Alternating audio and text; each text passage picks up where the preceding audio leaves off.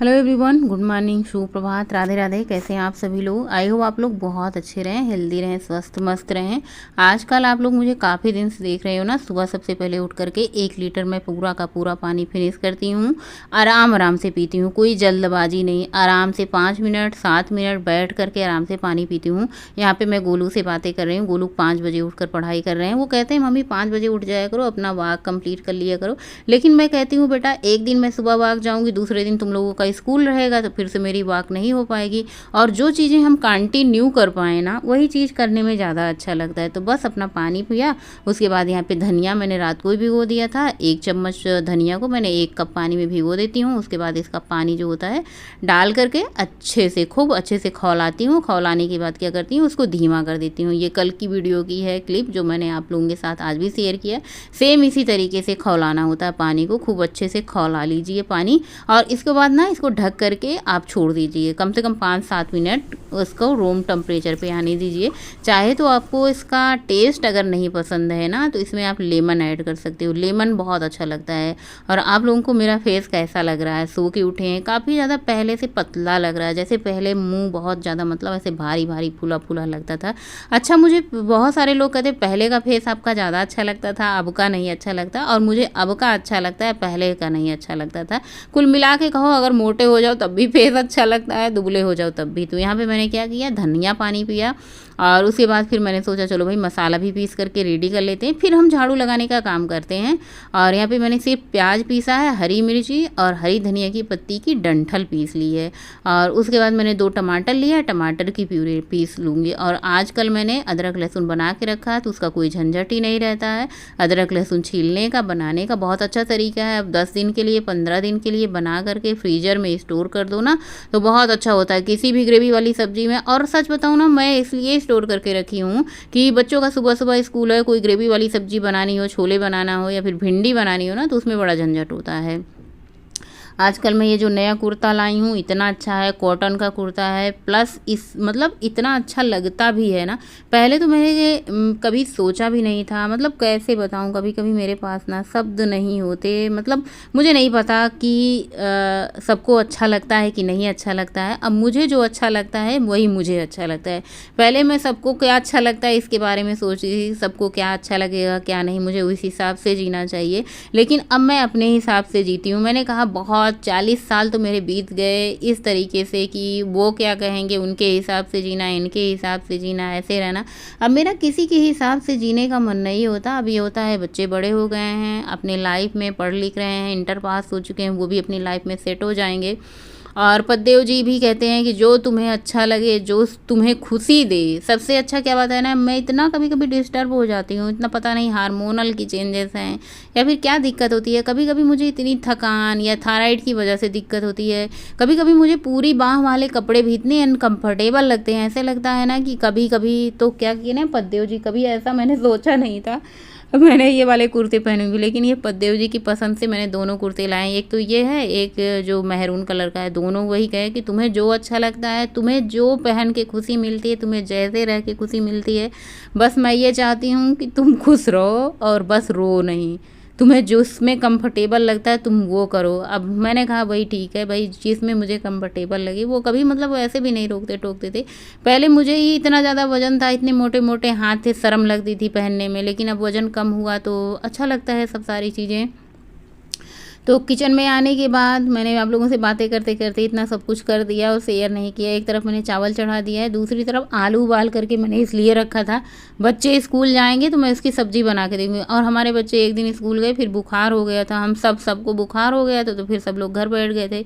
2 दिन 3 दिन फ्रिज भी ख़राब हो रखा था। तो मैंने कहा ये आलू ख़राब हो जाएँ, चलो इससे अच्छे की सब्ज़ी बना देते हैं। और आज की आलू की सब्ज़ी पता नहीं क्यों, जब मैं आमचूर पाउडर डाल देती हूँ और सब्ज़ी बहुत मतलब मसाले को भून करके बनाती हूँ ना, तो बच्चे एक ही चीज़ कहते हैं, मम्मी आपकी सब्जी ऐसे बनती है जैसे तेरे नाम वाले के चाट, तेरे नाम वाला। और अब आप लोग सोचेंगे ये तेरे नाम का, जिसके यहाँ मैं टिकिया फुल्की खाने जाती हूँ ना, उसका मैंने वो सीधी मांग करके बाहर कंगा करता है ना, तो मैंने ही उसका नाम तेरे नाम रख दिया है। तेरे नाम के जो सलमान खान थे, ऐसे ही मैंने उसका नाम रख दिया, तेरे नाम चाट वाले।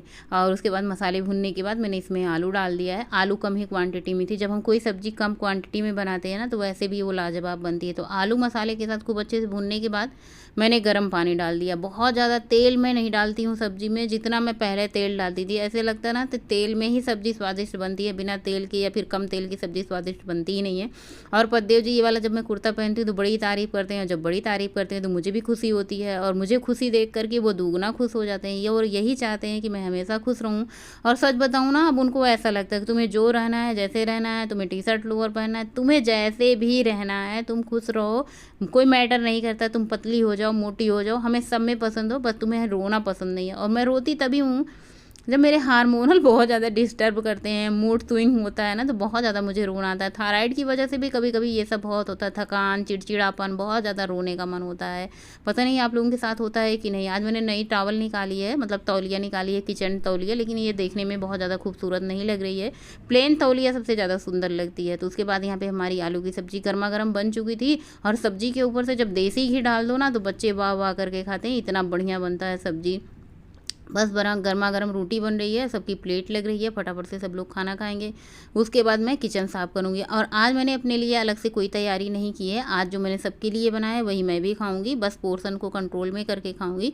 मतलब जितना पोर्शन कंट्रोल करके क्या, जैसे आलू की सब्ज़ी टेस्टी बन जाती है ना, तो 2 कटोरी कब हो जाती है पता ही नहीं चलता है। तो मैंने 2 रोटी ली है, थोड़ा सा खीरा लिया है, चटनी ली है, मैंने दही ज़्यादा ली है, और अपने सब्ज़ी में मैंने पनीर ऐड कर लिया है। मैंने 50 ग्राम के लगभग पनीर ऐड किया है। पूरे डे में मैं 100 ग्राम पनीर ले रही हूँ आजकल, क्योंकि भाई मैं एक्सरसाइज भी कर रही हूँ, वॉक भी कर रही हूँ, डाइट भी कर रही हूँ, तो ऐसे में प्रोटीन की रिक्वायरमेंट बहुत ज़्यादा होती है। और प्रोटीन क्या करता है, हमारे मसल्स को और हमारे हड्डियों को, बोन्स को मजबूत रखता है। सबसे ज़्यादा मसल्स को प्रोटेक्ट करता है, और बहुत ज़्यादा ज़रूरी होता है प्रोटीन। 40 के बाद तो बिल्कुल, मतलब 40 के बाद तो ज़रूरी हो जाता है प्रोटीन। हर सबके लिए ज़रूरी है, चाहे बच्चे हों, चाहे बड़े हों, चाहे बूढ़े हों, सबके लिए प्रोटीन ज़रूरी है।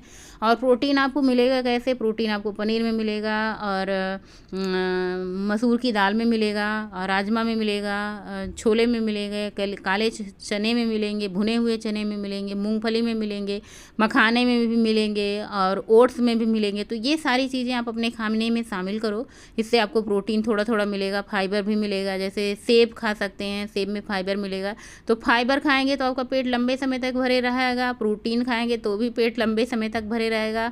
और कार्ब्स आप थोड़ा लें, जैसे आधा आपका प्रोटीन हो, आधा आपका फाइबर हो, और आधा आपका उसके मतलब उससे एक क्वांटिटी कम में आपका कार्ब्स होना चाहिए, जैसे रोटी और चावल। सब मिला जुला के खाने से ज़्यादा सही रहता है। ऐसा नहीं कि सिर्फ प्रोटीन ही खाते रहो, फाइबर ही खाती रहो, तो सब मिला करके खाना चाहिए। उसके बाद दही ख़त्म हो चुकी थी। आज मैंने 4 लीटर दूध लिया था ग्वाला से, और 3 लीटर की मैं दही जमा रही हूँ।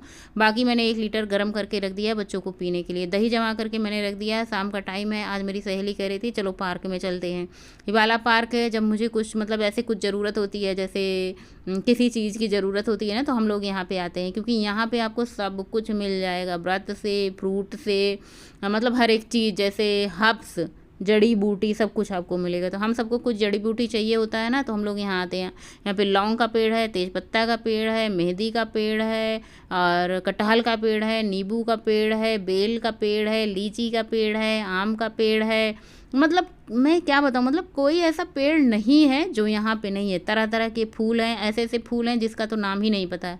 लेकिन बरसात के मौसम में यहाँ पे आओ ना तो मच्छर बहुत ज़्यादा काटते हैं। यहाँ पे बच्चे क्या करते हैं, रिसर्च करते हैं। यहाँ पे रिसर्च करने आते हैं बच्चे, यूनिवर्सिटी में जो शोध वाले बच्चे होते होंगे, अपना रिसर्च करने आते हैं। और फूल तो इतने सुंदर लगे हैं, घास देखो कितनी सुंदर लगी है। इस घास पे अगर नंगे पैर चलो ना तो इतना बढ़िया लगेगा कि क्या ही बताएं। फिर मैंने शूज़ नहीं निकाला, क्योंकि हम लोगों को आना ही था तुरंत, ज़्यादा देर तक यहाँ पे रह नहीं सकते। मच्छर इतने काट रहे हैं कि पूछो मत।